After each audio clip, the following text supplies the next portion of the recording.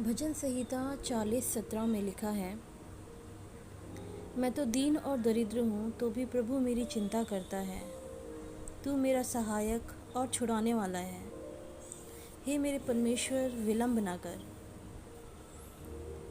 प्रत्येक जन विभिन्न कारणों और परिस्थितियों के कारण उदास है।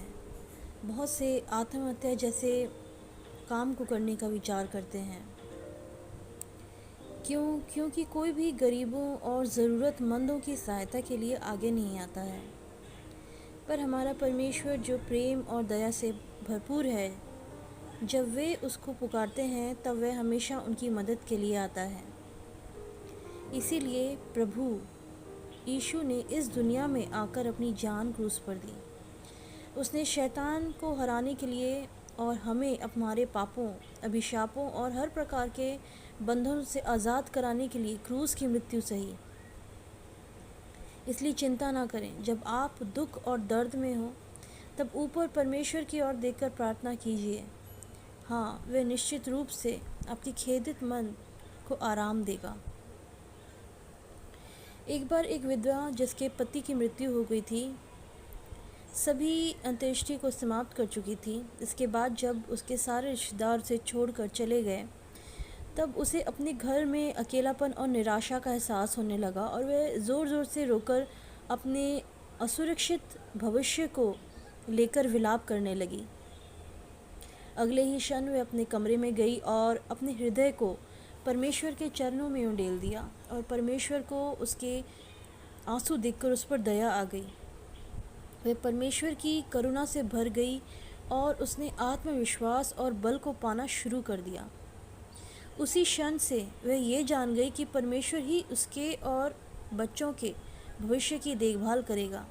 उसका हृदय एक अद्भुत शांति से भर गया।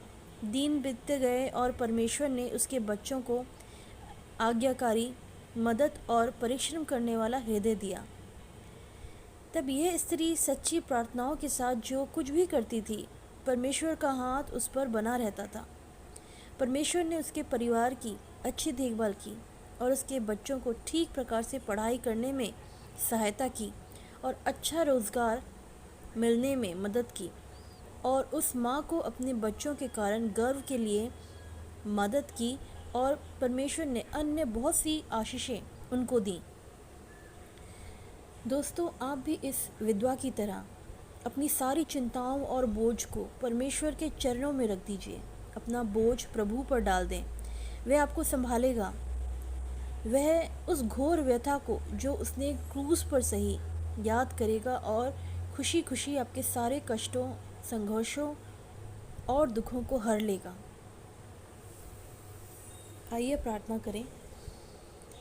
प्रिय प्रभु, इस वक्त मैं तेरे आगे सबके द्वारा त्यागी खाली हाथ खड़ी हूँ। इस वक्त मेरी मदद करने वाला कोई नहीं। मैं पूरी तरह असहाय हूँ। अपने पाँव पर खड़ी होने के लिए भी संघर्ष कर रही हूँ। हे प्रभु, आज सिर्फ तू ही मेरी मदद कर सकता है। मेरा मार्ग, मेरा सुख, चैन और आशीष का तू ही एक स्रोत है। हे मालिक, मैं तेरे अनमोल चरणों से लिपटी रहूँगी और इस सौभाग्य के लिए तेरा धन्यवाद करूँगी। अब मैं जानती हूँ कि तू मुझे अवश्य याद करेगा और आशीष देगा। हे पिता, ये प्रार्थना मैं यीशु के बहुमूल्य नाम से मांगती हूँ। आमीन।